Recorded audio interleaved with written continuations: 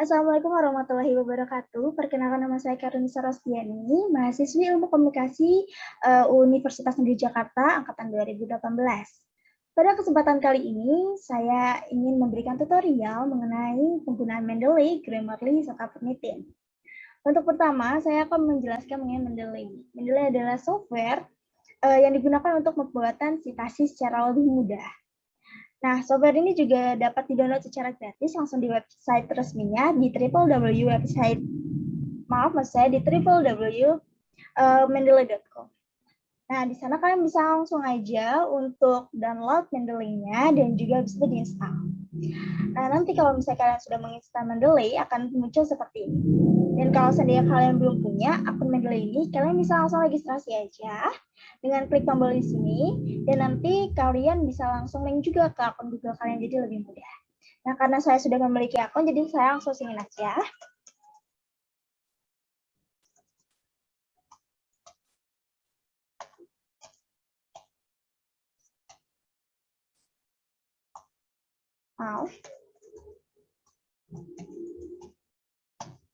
Nah, di akun Mendeley ini dia juga memiliki beberapa updatean dan kita jadinya nggak bakal ketinggalan gitu updateannya seperti itu.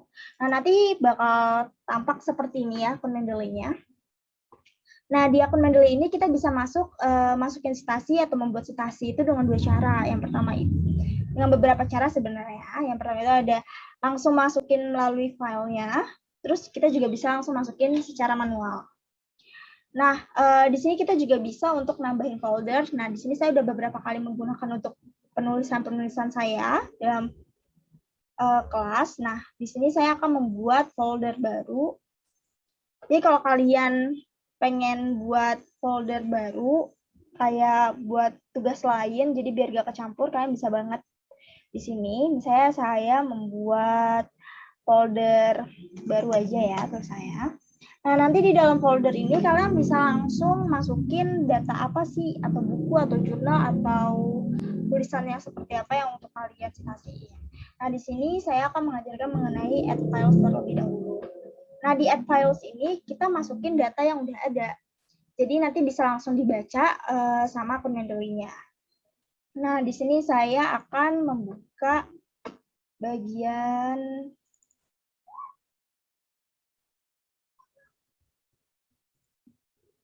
ya, di sini saya udah nyiapin satu folder untuk disitasiin dan dibaca sama Mendeley-nya. Dan ini udah dibaca. Tadi kan hurufnya angka ya. Nah, ketika udah dibaca atau dimasukin di Mendeley, dia bakalan udah kelihatan siapa penulisnya dan apa judulnya. Kita bisa langsung klik dan kita bisa lihat di sebelah kanan sini. Jadi, bila kita mau ubah-ubah, misalnya judulnya salah nih, bisa kita ubah di sini. Misalnya namanya juga pengen kita ubah juga bisa di sini. Jurnal komunikasi dan lain halnya bisa kita ubah juga. Tapi karena ini udah sesuai sama datanya, jadi menurut saya nggak usah atau nggak perlu diubah. Selanjutnya kita bisa masukin secara manual. Nah, sebenarnya di Mendeley ini nggak hanya jurnal atau buku aja yang bisa disitasiin, tapi di sini ada banyak pilihan. Seperti ada tabloid juga, ada webpage juga, ada newspaper, koran, terus juga ada artikel-artikel juga bisa kayak gitu. Nah, kali ini saya akan mencoba untuk memasukkan jurnal artikel aja ya. Nah, di jurnal artikel ini kita bisa masukin judulnya. Nah, abis itu kita bisa masukin langsung ke autorsnya itu siapa, terus jurnal yang kita mau masukin itu apa, tahun berapa, volume berapa di jurnalnya, terus dia masuk ke isu berapa, dan itu ada di page berapa. Nah, abstrak sebenarnya boleh diisi dan juga boleh enggak, karena nggak terlalu berpengaruh dalam pensitasian, tapi sebaiknya diisi. Terus juga masukin ke URL jurnalnya di mana, tapi mau nggak dimasukin juga nggak apa-apa. Masukin doi kalau misalnya ada doinya, seperti itu. Nanti langsung kita save dan dia akan muncul. Oke, kita kasih contoh ya. Ini contoh yang emang nggak ada di mana-mana, jadi contoh aja. Saya judulnya itu pengaruh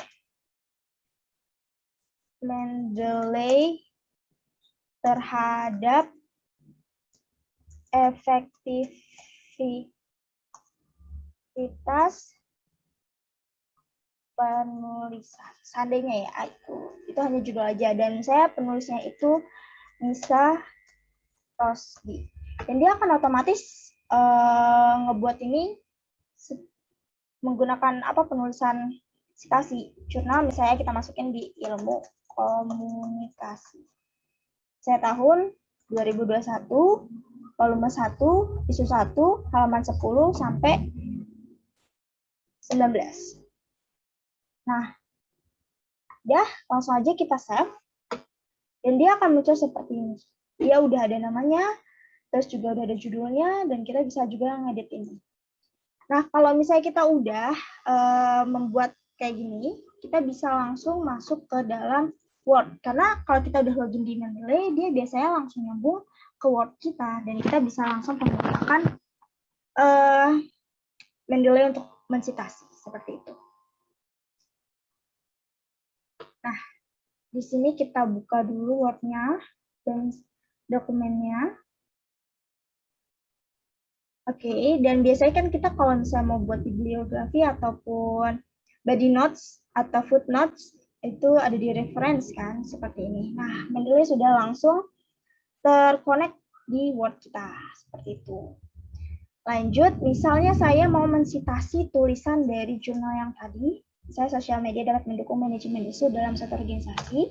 Kita butuh citasinya, kita langsung aja insert citation. Misalnya kita mau ini citasi ini, cari aja. Ini kita ingin dari tulisannya siapa. Misalnya yang tadi saya udah masukin dari PIN Rasmi ya. Kita tulis aja kodenya PIN Rasmi. Dan ini akan langsung membentuk, maaf, ada sedikit gangguan, membentuk yang namanya body note secara langsung, kayak gitu. Nah, kalau kita mau bikin daftar pustakanya, kita langsung aja insert bibliografi di sini dan langsung masuk apa yang tadi kita udah pakai sebelumnya, seperti itu. Nah, itu adalah penggunaan dari Mendeley. Nah, lanjut, di sini saya akan menerangkan atau menjelaskan bagaimana penggunaan dari Grammarly. Nah, pertama kalian harus masuk dulu ke website. Terus Grammarly itu sebenarnya adalah sebuah software ataupun website yang bisa diakses untuk kita tahu nih tulisan bahasa Inggris kita salahnya di mana. Jadi ada correction di Grammarly ini gitu. Nah, di Grammarly ini ada dua hal, kita bisa download untuk bisa langsung dikonekin ke Microsoft Word kita, atau kita bisa langsung menggunakan di website. Nah, langsung aja kalian klik Grammarly. Nanti bakal muncul seperti ini, pilih Grammarly yang paling ini, yang grammarly.com. Nanti kita bakal dibawa ke websitenya. Kita bakal juga suruh login. Nanti loginnya lewat ini aja ya, teman-teman, lewat Gmail kalian, karena itu lebih mudah. Dan langsung ini bentukannya, dan nanti kalau kalian mau mengupload sebuah tulisan, misalnya tulisannya udah jadi, tapi kalian mau ngoreksiin yang mana yang salah dan lain halnya, nih bisa banget masukin sini. Tapi bentuknya Word ya, bentuknya dokumen. Itu. Nah, nanti kalian bisa langsung saya ambil ya, contohnya itu di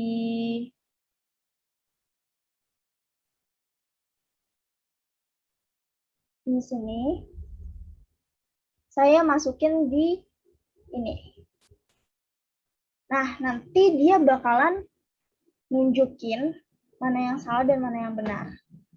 Dan kalau udah kita masukin folder, bukan folder ya, dokumen kita yang pengen kita koreksi salah benarnya, ini bakalan menunjukkan hal itu.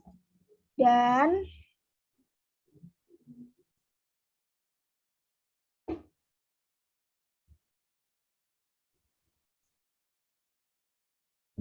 di sini biasanya dia bakalan muncul. Nah, ini dia.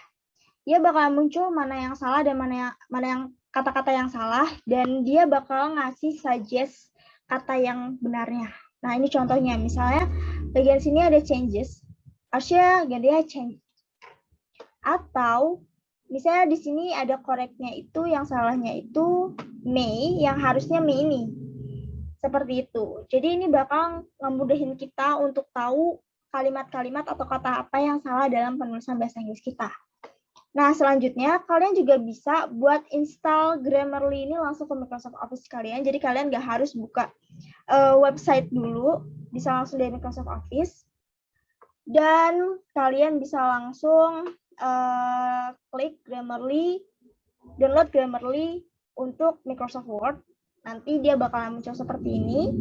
Terus kalian bisa langsung download dan nanti bakal bentuknya seperti ini. Kalian bakal kasih tahu juga bagaimana cara untuk menginstalnya. Dan nanti kalau misalnya kalian sudah ada, kita langsung buka aja di Microsoft Word-nya. Nah, di sini akan muncul Grammarly di bagian sini. Ini menunjukkan bahwa Grammarly itu udah terdownload udah terpasang di Microsoft Word kalian. Seperti itu. Dan misalnya kita mau menggunakan Grammarly, kita bisa pakai. Ini juga sama kayak yang tadi, dia bakalan secara otomatis untuk membenarkan atau memberikan saran dari kalimat-kalimat yang salah atau kata-kata yang salah dari penulisan kita. Misal, saya menulis he is pretty.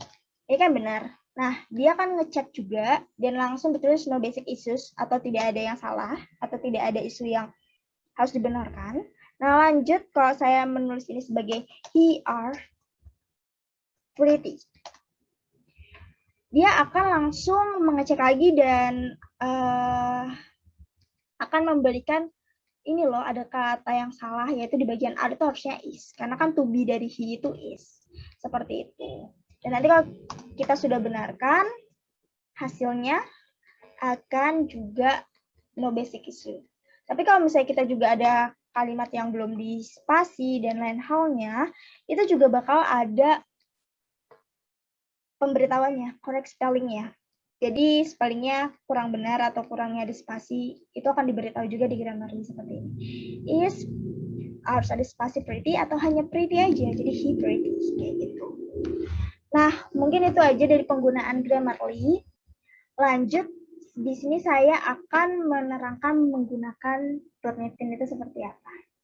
Tapi sebelumnya, saya ingin menjelaskan bahwa Grammarly dan juga Mendeley ini sebuah software yang dapat digunakan secara gratis dan bisa langsung di-download secara gratis dan dipasang di Microsoft Word kita. Tapi untuk Turnitin ini sendiri, dia harus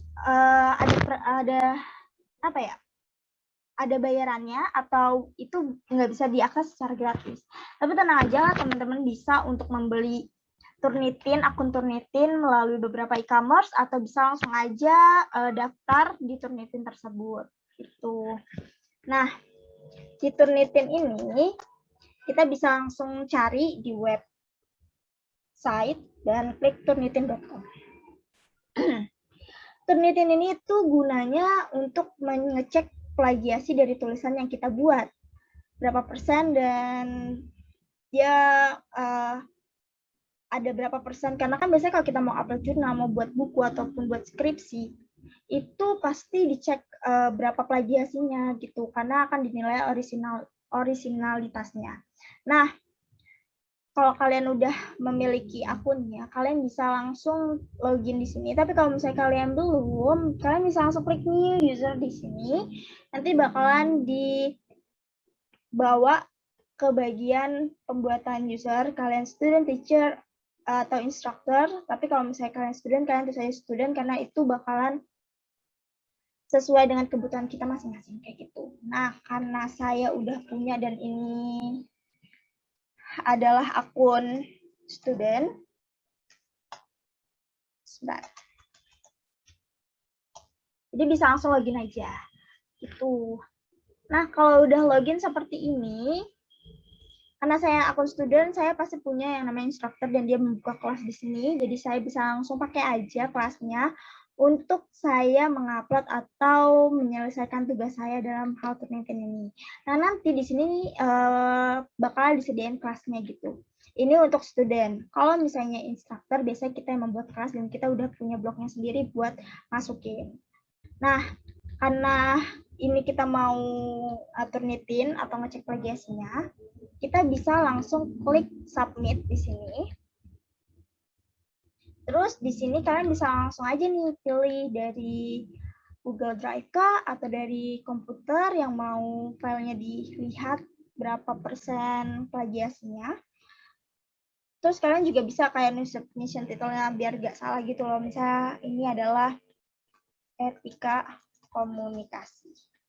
Ini random aja ya. Nah, langsung kita masuk cari file yang mau kita turnitinin. Oke, kita masukin sini aja. Ini juga random. Dan langsung kita upload. Nah, di upload ini dia bakalan nanti ngasih tahu plagiasinya kita tuh seberapa persen. Terus abis itu bakalan nunjukin yang mana aja kalimat-kalimat yang terplagiasi seperti itu. Nah, nanti kalau misalnya udah ke submit nih, kalian bisa langsung view sini. Dan biasanya satu user ini, satu blog ini bisa 3 kali submit. Seperti itu. 3 kali submit, biasanya 3 kali submitnya itu per hari. Tergantung sih dari instrukturnya kayak gimana, dari kapasitas kelasnya itu seperti apa. Seperti itu, dan kalau udah jadilah seperti ini. Dan di sini ternyata saya memiliki nilai plagiasinya itu cukup sedikit. Dan bisa kita lihat hanya 4%. Dan kita bisa lihat nih mana plagiasinya yang mengakibatkan foldernya ada plagiasinya. Kita bisa klik dan kita bisa lihat, oh di sini, oh yang dimerahin ini dari buku ini ada bentuk memberikan gambaran tentang, oh ini ada bentuk plagiasi. Terus ada juga yang ini, oh ini yang bagian ungu. Nah ini kita bisa ubah, kita bisa benerin dengan cara memparafrase katanya. Jadi kita harus bisa juga untuk memparafrase, jadi jangan copy paste. Seperti itu. Nah mungkin sampai di sini aja dulu penjelasan saya mengenai Mendeley, Grammarly, dan juga Turnitin. Sebenarnya 3 software ini atau 3 website ini tuh sangat diperuntukkan dan juga sangat membantu teman-teman mahasiswa, teman-teman yang sedang melakukan penelitian atau penulisan, biar bisa lebih akurat dan lebih memudahkan kalian, terutama dalam pengecekan plagiasi ataupun kesalahan dalam menulis kalimat bahasa Inggris, dan juga bahkan memudahkan dalam pembuatan citasi. Seperti itu. Mungkin sekian yang dapat saya sampaikan, kurang lebihnya saya mohon maaf. Terima kasih dan wassalamualaikum warahmatullahi wabarakatuh.